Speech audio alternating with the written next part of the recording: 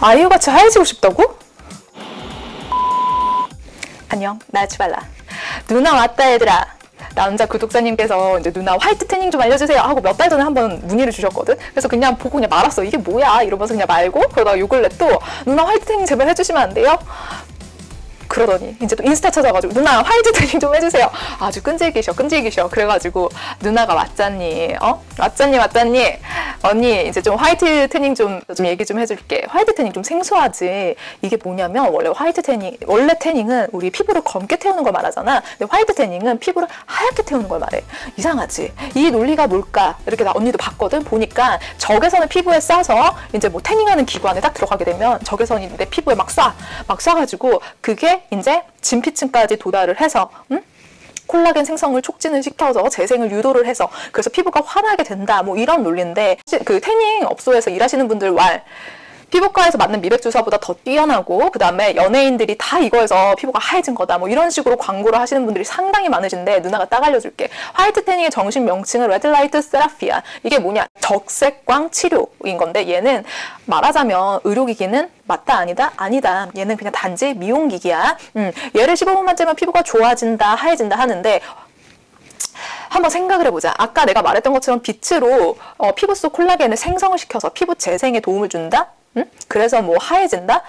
한 번 받을 때 얼마냐? 그래서 이게 한 번 받을 때 15분이라는 시간이 소요가 되고, 싼 데서 받으면 한 2만 원 정도? 그리고 비싼 데는 보통 가격은 한 3만 원에서 3만 5천 원 정도 하더라고, 시중가가. 근데 업소 관계자 말하기를 이거는 한 번으로 효과는 보기 힘들다. 그래서 20에서 30번 정도 해야지 피부가 하얘진다. 아이유처럼 이렇게 환해지는 효과를 볼 수 있다. 뭐 이런 얘기를 하는데, 글쎄, 이제 그 얘기가 이제 뭐 그분들이 하는 얘기는 뭐 여름에 탔던 피부가 원래 다 돌아오게 되고, 이 태닝을 하게 되면은 심지어 뭐 기미며 잡티며 다 없애준대, 얘네가.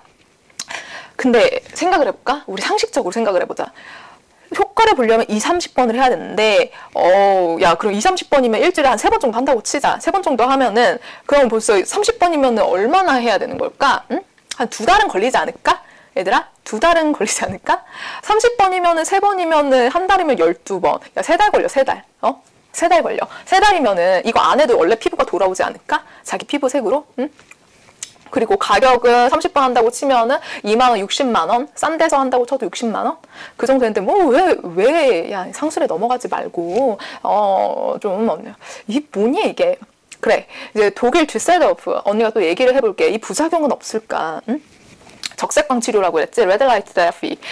독일 듀셀도르프의 의과대학 교수님 장 크로트먼이라는 교수님이 있는데, 이 교수가 말하기를 적외선 중에 근적외선 파장 범위 760에서 1440 나노미터 이 정도 되는 적외선의 65%는 피부의 피하 조직까지 깊숙하게 침투를 해서 활성산소 형성과 관계 있는 미토콘드리아의 전자 전달 체계에 관여를 하는데, 말이 어렵네, 그치?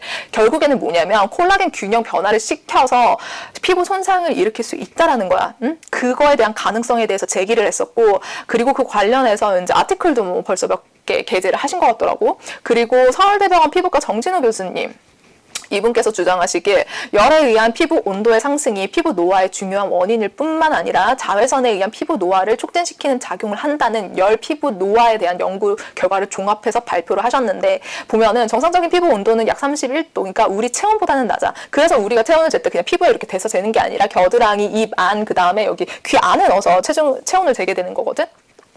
근데 직사광선을 받게 되면 15분 이내에 40도 이상으로 상승을 해. 이렇게 되면 피부의 주요 구성물질인 콜라겐을 분해하는 효소 MMP라는 효소가 있어. 콜라겐을 분해하는 효소거든. 이 MMP가 이게 어떻게 돼? 많이 발생을 해. 그럼 어떻게 될까? 콜라겐이 분해가 되겠지. 무슨 말이냐면 이제 적외선을 이렇게 받게 되면은 결국에는 콜라겐이 생성이 되긴 하지만 그거를 분해하는 효소 역시 생성이 된다라는 거야. 무슨 말인지 알겠지? 그래서 화이트 태닝을 또 하게 되면은 피부가 어떻게 될까? 열을 받게 되니까 그 즉시 되게 건조해진단 말이야.